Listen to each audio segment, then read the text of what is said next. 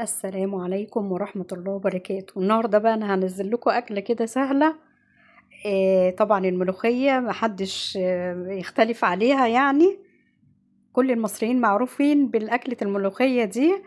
فاحنا في ناس بقى بيعملوها على الأنارب، وناس بيعملوها على البط، وناس بيعملوها على الوز. احنا بنعملها على الدبابيس بتاعت الفراخ كده.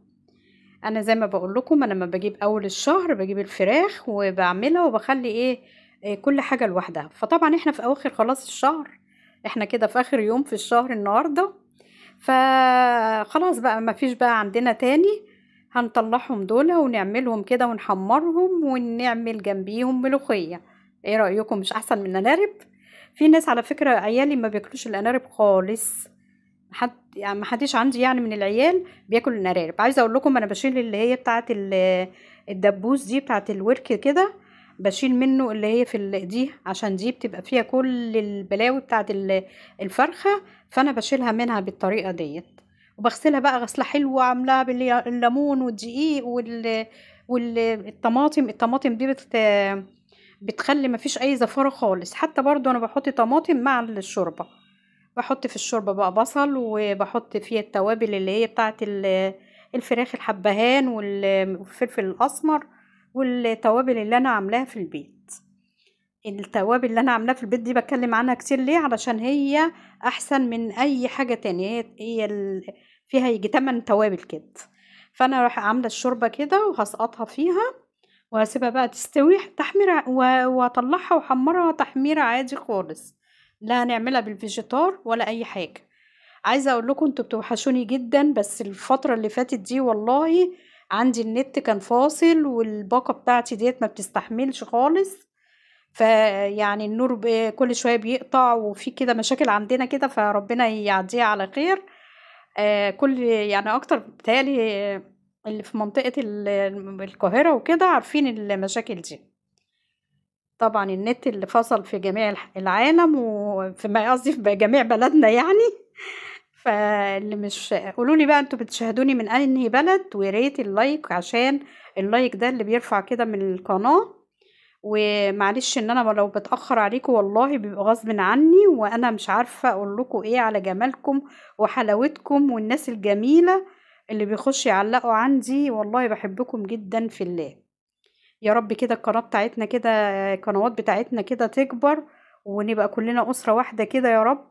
ويبعد عننا الحاقدين اللي يعني الناس اللي مش كويسة، يعني ربنا يبعدهم عننا إن شاء الله. انتوا ناس محترمة جدا، وربنا يسعدكم يا رب. اللهم لك الحمد. انا ربنا رزقني بحبة يعني بالفريندز بتاعي كده هوت، اللي هم اللي هم الناس الحلوة الجميلة، يعني ربنا يسعدكم يا رب. فكده بصوا انا بحمر بقى، وببقى البدافع يعني بعمل باللي هي بتاعت الغطا الحلة دي، المدافعة بتاعتي. لو عندك ورقة بتاعة البيض، الكرتون بتاع البيض بيبقى أحسن.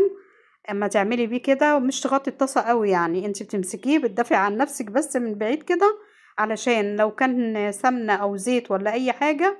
أنا بفضل أحمر بصراحة الفراخ بالزيت. ليه بقى؟ أولا بيديها تحميرة كده شكلها حلو.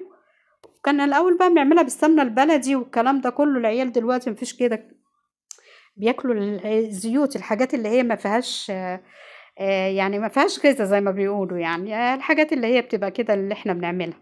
لكن انا والدتي طول عمرها كانت الله يرحمها ما كانتش بتعمل غير بالسمنة البلدي كده، وتعمل التقلية كده بتاعت ال- الملوخية باللية. اه والله باللية كانت بتطلع حاجة كده تجيب من اخر الدنيا، اللية والزبدة. بصراحة ما كانش بيعملوا غير باللية والزبدة.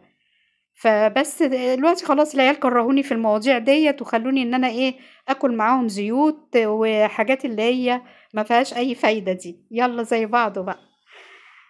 مين اللي زي عيالي كده اللي برضو لا دهون لا يا ماما ومش عارف ايه، واللي لا عارفاك اللي انا كنت قايله لكم عليها، اللي كنت جايباها اول الشهر دي الله يسامحهم. ما خلونيش حطيتها في الاكل خالص. خلونيش حطيتها مع انها دي والله احسن من السمنه اللي بتيجي من بره، واحسن من كل حاجه. يعني دي حاجه كده نظيفه وحاجه حلوه مع بتتعمل في البيت. يعني انا ساعات بعملها كده بدل السمنه البلدي. هنا باعمل بقى التقلية، وباحط بقى الزبدة العادية اللي هي الزبدة الصفرا دي العادية، وباحط اللي هي أهم حاجة الكزبرة الناشفة. هي دي بقى اللي بتدي لك ايه الطشة اللي مش قادرة اقول لكم. انا مش عايزة ما جبتش الصوت علشان عندنا الاولاد ما شاء الله عليهم، يعني بيصدقوا ان يلاقوني بصور، يفضلوا بقى زي رغايين كده زي حالاتي يعني. هم ولاد بنتي بيبقوا رغايين كده زي حالاتي. باحبكم جدًا في الله، والله العظيم أنا آسفة جدًا، جدًا إني باتأخر على الرد عليكم. والله كان النور بيبقى كل شوية يقطع، والنت كان فاصل، وكانت المواضيع كده الأمور عندنا كده ربنا المستعان يعني. باعمل لكم ما أسكت ما اتكلمش؟ أنا مش عارفة أتكلم والّا ما اتكلمش؟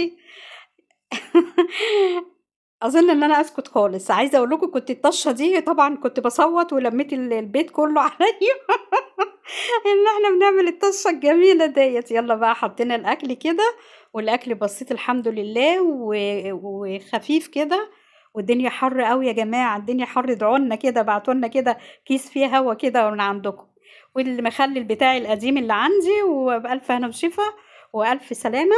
باحبكم جدًا في الله، مستنوني بقى إن شاء الله كده. قريب بإذن الله هانزّل لكم فيديوهات بإذن الله برضه. مع ألف سلامة، وباحبكم في الله كلّكم، وما تنسوش اللايك بالله عليكم، اللايك ده